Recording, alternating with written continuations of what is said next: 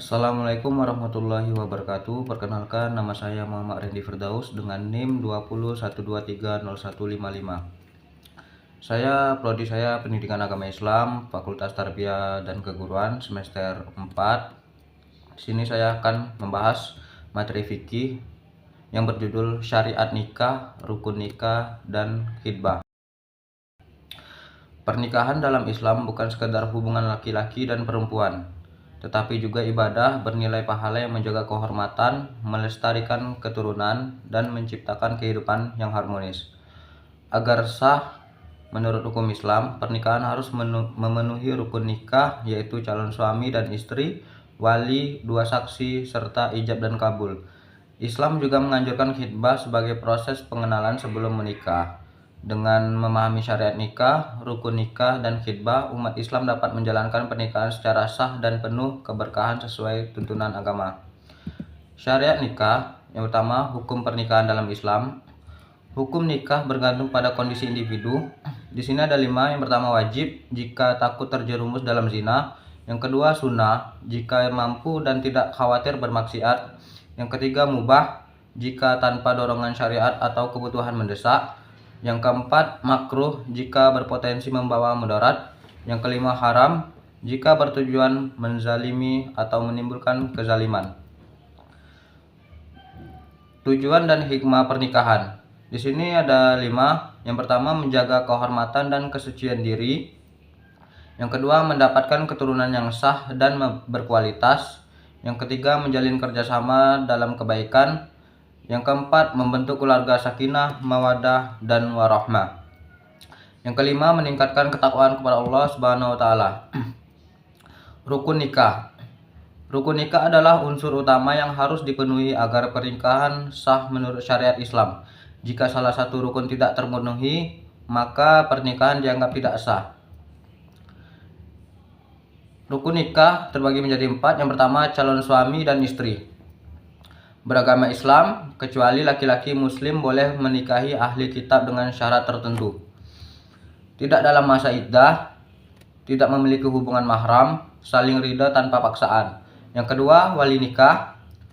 Wali utama adalah ayah, diikuti oleh kakek, saudara laki-laki, paman, dan keponakan laki-laki. Jika wali nasab tidak ada, pernikahan dilakukan oleh wali hakim. Yang ketiga, 2 orang saksi. Laki-laki muslim, baligh, berakal, adil, dan memahami akad nikah. Berperan memastikan sahnya pernikahan sesuai syariat. Yang keempat, ijab dan kabul. Pernyataan akad dari wali kepada calon suami atau ijab, dan penerimaan oleh calon suami atau kabul harus jelas dalam satu majelis dan menyebut nama pengantin dengan benar. Khitbah atau disebut juga lamaran. Sebelum pernikahan, Islam mengajarkan adanya khitbah atau lamaran, yaitu proses meminang calon istri sebelum akad nikah. Khitbah bertujuan untuk memastikan kesepakatan antara kedua belah pihak sebelum melangsungkan pernikahan, sehingga pernikahan dapat berlangsung dengan persetujuan dan kesiapan bersama. Dalam Islam, khitbah tidak hanya sekedar tradisi sosial, tetapi juga memiliki aturan tertentu yang harus diperhatikan agar tetap sesuai dengan syariat. Yang pertama, hukum dan adab khitbah. Hukum khitbah dalam Islam adalah mubah atau diperbolehkan, tetapi terdapat beberapa aturan, yaitu yang pertama, tidak boleh melamar wanita yang sudah dalam masa khitbah dengan orang lain. Hadis riwayat Bukhari dan Muslim. Yang kedua, diperbolehkan melihat calon pasangan sebelum menikah untuk memastikan kecocokan. Hadis riwayat Abu Daud. Yang ketiga, pertemuan tetap harus menjaga adab dan norma Islam. Yang keempat, tidak boleh menjanjikan sesuatu yang tidak bisa ditepati. Tata cara khitbah. Yang pertama, calon suami atau keluarganya mengutarakan niat lamaran secara langsung. Yang kedua, jika diterima, dilanjutkan pembicaraan mengenai mahar dan persiapan akad. Yang ketiga, jika ditolak, pihak laki-laki harus menerimanya dengan lapang dada. Yang keempat, khitbah tidak mengikat dan bisa dibatalkan dengan alasan yang jelas.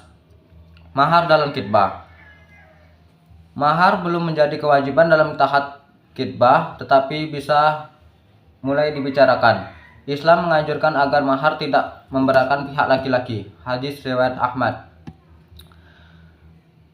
Kesimpulan dari materi ini, pernikahan dalam Islam memiliki kedudukan penting tidak hanya sebagai ikatan lahiriah, tetapi juga sebagai bentuk ibadah untuk memperoleh ridha Allah Subhanahu wa taala. Syariat nikah telah diatur dalam Al-Quran dan hadis sebagai pedoman dalam membangun rumah tangga yang sakinah, mawadah, dan warahmah. Agar pernikahan sah, harus dipenuhi rukun nikah, yaitu calon suami dan istri, wali, saksi, serta ijab dan kabul. Sebelum pernikahan, Islam mengajarkan adanya khitbah sebagai proses lamaran untuk memberi kesempatan kedua calon mempelai dan keluarga saling mengenal. Dengan memahami syariat nikah, rukun nikah, dan khitbah, diharapkan umat Islam dapat menjalani pernikahan dengan landasan yang kuat dan penuh keberkahan. Itulah yang dapat saya sampaikan. Sebelum menutup presentasi, saya ada sedikit pantun. Jalan-jalan ke kota Blitar, jangan lupa beli sukun. Jika kamu ingin pintar, belajarlah dengan tekun. Petik mangga dapat 5, cuci dulu supaya bersih. Presentasi saya tidaklah lama, cukup sekian dan terima kasih. Wassalamualaikum warahmatullahi wabarakatuh.